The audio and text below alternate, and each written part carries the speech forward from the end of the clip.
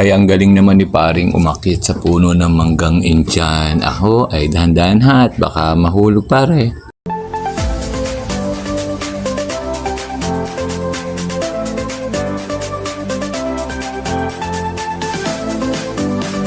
Magandang buhay po sa ating lahat. Nandini po ako sa kusina. Pumasok po muna ako. Tatapos ko lang pong maglinis po ng garden. Nung maglinis po ako ng garden, ay talaga pong napansin ko pong ang dami na po talaga uling bunga ng aking Indian mango na napamuti na po namin nung isang araw. Naglaki na po uli yung iba. Kaya napaisip po ako kung anong gagawin po sa Indian mango dahil marami na po ako nabigyan ay marami-rami pa rin pong bunga. Chat po dun sa aking pong BFF na tulungan ako. Siya po ang umakyat sa puno kasi hindi po ako marunong umakyat ng puno ng mangga. Baka po ako mahulog. Kung sakali pong marami pa uling makukuha, pamimigay namin po. Padadala ko po sa kanya yung iba at ibigay po niya dun sa kanyang mga kakalala niya na gusto niyang bigyan.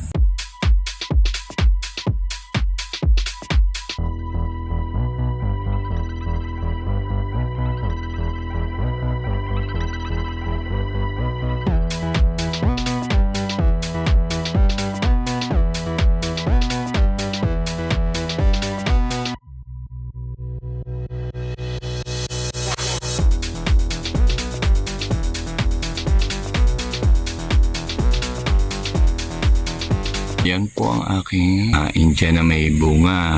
Ang totoo po niyan, marami na po akong napanguha niyan. Medyo mataas po siya.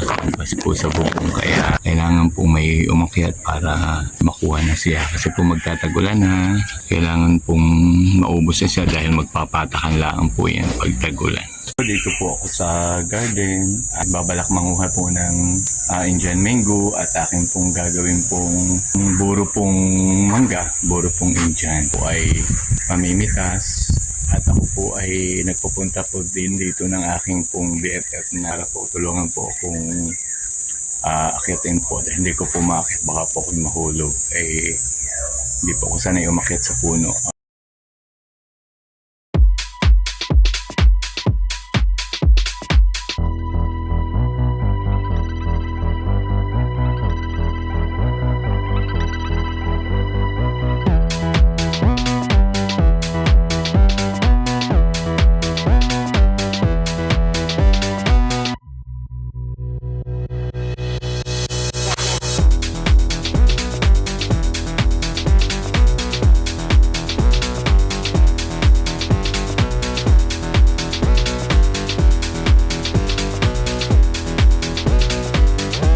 Ito po yung aking pong manggang sinungkit po. Nakakaalo po manguha ng Indian mango. Po ang aking nakuhang mangga. Sasama ko pa po dun sa iba ko pa pong nasungkit. Yan po ang aking pong kumpare na talaga po namang sanay pong umakyat sa puno ng Indian. Hindi naman po ako makakaakyat at makakapamitas ng mangga dahil baka po mahulog ako. Kadami pare. Daming bunga talaga, nakakatuwa. Dami na nakuha natin ng isang araw. Kaya nga nakakatuwa. Ang napitas pong mangga ay puno po ang kahong ari. Kaya po nung umuwi ay pinadala ko po ang karamihan ng mangga at ito na lang po ang pinatira ko. Pumili lang po ako kasi po nakapamitas na rin po kami nung isang araw. Nakakain na rin po ako ng mangga. So marami pa po. At kanina po ay nanguha na rin po ako. Namitas na rin po ako. So isasama ko po ito dun sa pinanguha ko kaninang mangga. At may balak po akong gawin pag po ganito ng kadami ang manggang Indian. Yan, tatalupan muna ninyong mangga. Tatalupan lahat bago huhugasan. Lagyatin ko malili. Yung ginagawa natin noon. Lalagyan paminta, no? Paminta, tuka. Hindi yun ang gusto ni Bain at saka ni Malin. Ako matakaw nito. Yung ginagawa kong ganito. Hindi na siya sabing buro. Burong mangga. Burong Indian ay sayang kasi pag ito'y na sa puno, magpapatakan din daang ito. Mabubulok, mapapakinabangan, sayang. Nakatuwa yung punong iyon. Ang dami pa lang bunga. Ay, nakakuha na kahapon. Oh, May isa lang ang puno eh. Dahil bunga. Nakatuwa. matamis pa. Bago matamis pa.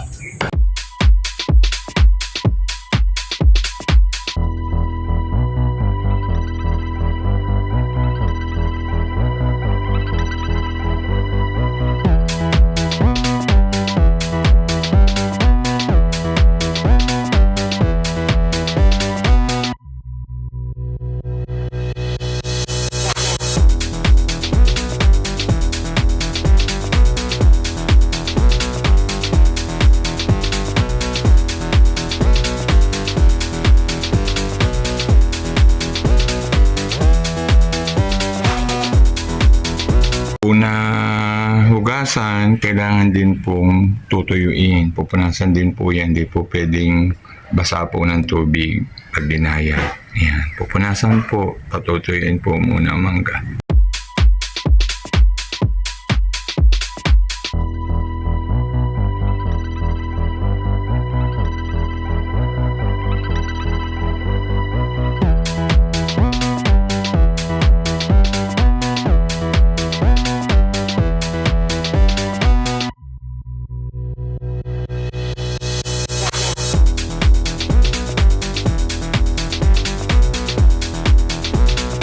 Gayatin ko naman po ng maliliit, pero bago ko po gayatin, sigurado naman po ako na malinis po ang aking kamay dahil talaga pong naghuhinugasan ko po ang mangga, naghugas din po ako maigi ng kamay. Ito naman po ay pansarili, pero kahit pansarili po, kailangan pa rin pong malinis po ang iyong kamay pag po ginayat. Kasi po, marami din pong magugusto o mapapapunta din sa bahay, mapapatikim ko po ay magugustuhan din pong kumain. Kaya po, para po siguradong hindi po sila mag-alala na baka hindi po malinis, ay kailangan po talaga pag ginawa ay maghuhugas po talaga ng kamay ng mabuti.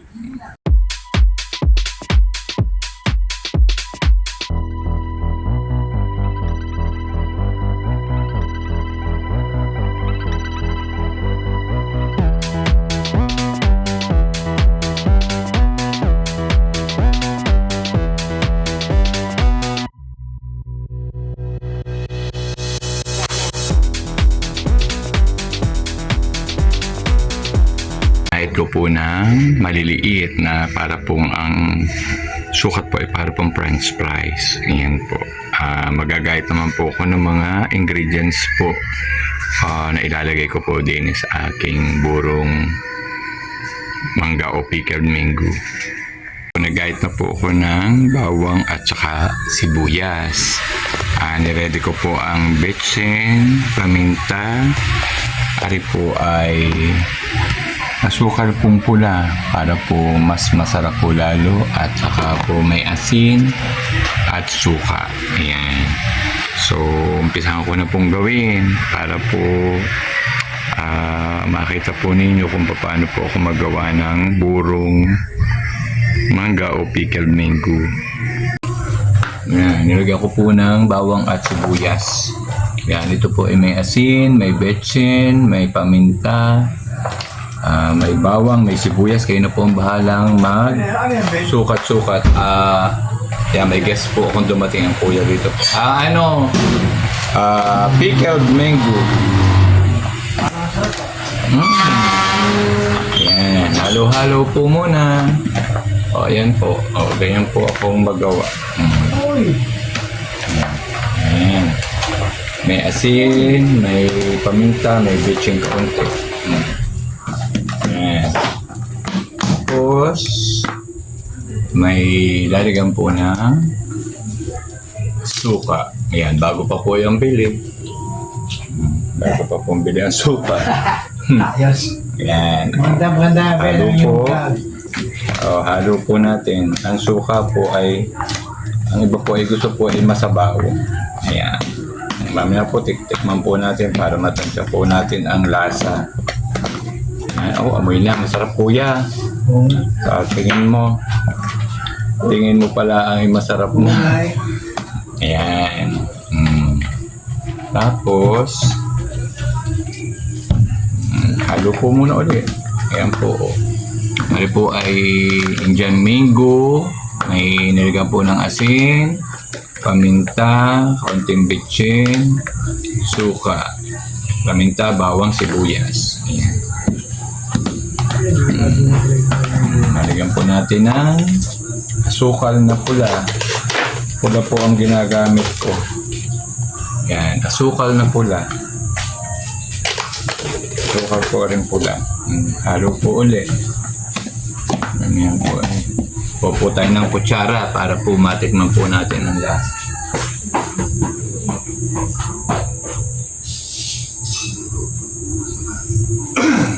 Yan. Ito po para po malinis po ang pagtikim. Yan. Gamit po tayo ng kutsara. Halo po muna. O, mamaya ko po titikman. Haluin ko po muna. Ayan po. Yan. Masarap po ito pagka malamig.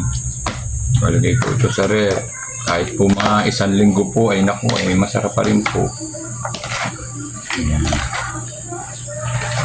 Yan po. Tignan po natin kung ano po ang kulang.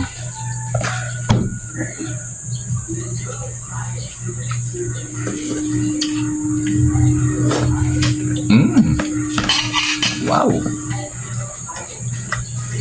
Kulang sa Ano yan, Ben? Mangga? mangga.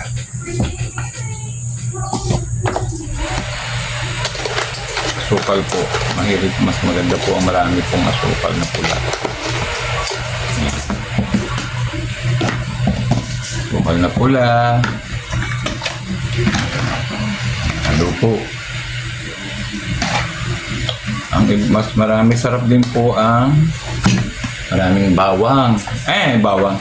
Paminta po. Ayan, lagyan pa po natin ng paminta. Ito pong chin.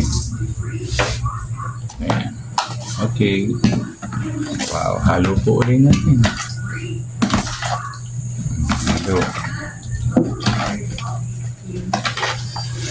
Nakakain pa ka na require dito. Di kayo mahilig din sa garni. Lagi kinakain ko nga, Ben. Aray, ang garni. Lagi kinakain ko. Kaya nga. Pero sa pagkain, hindi ko matanggi. Wow. Sarap. Yan po, oh. Ito po, ang ginagawa ko po, oh. Yan, halo-halo po ng sumarap. Oh, ito po ay pickled mango. Kasi sayang po naman dami-dami pong mangga eh. Ang dami na pong nabigyan eh. Pag hindi po ito na ginawang garni. Sarap, Ben. Kung hindi po Oh, ginawang... Derek! Oh, ayan po, oh. Very good, Ben. Ganyan talaga. Sayang kasi makakain eh. Naku, ang pampagana ito. Pag ang ulam mo ay mga hawot, sapsap, alid, itlog, pritong tulingan, pritong manok, lechong kawali, chicharon. Ay naku, kahit po ano. Marami ho kayong makakain. Ayan. Okay. Sarap na po. Ayan, yung naglilipat ko. O, masarap. Lipat natin. Palalamigin. Ayan. Wow. Sarap.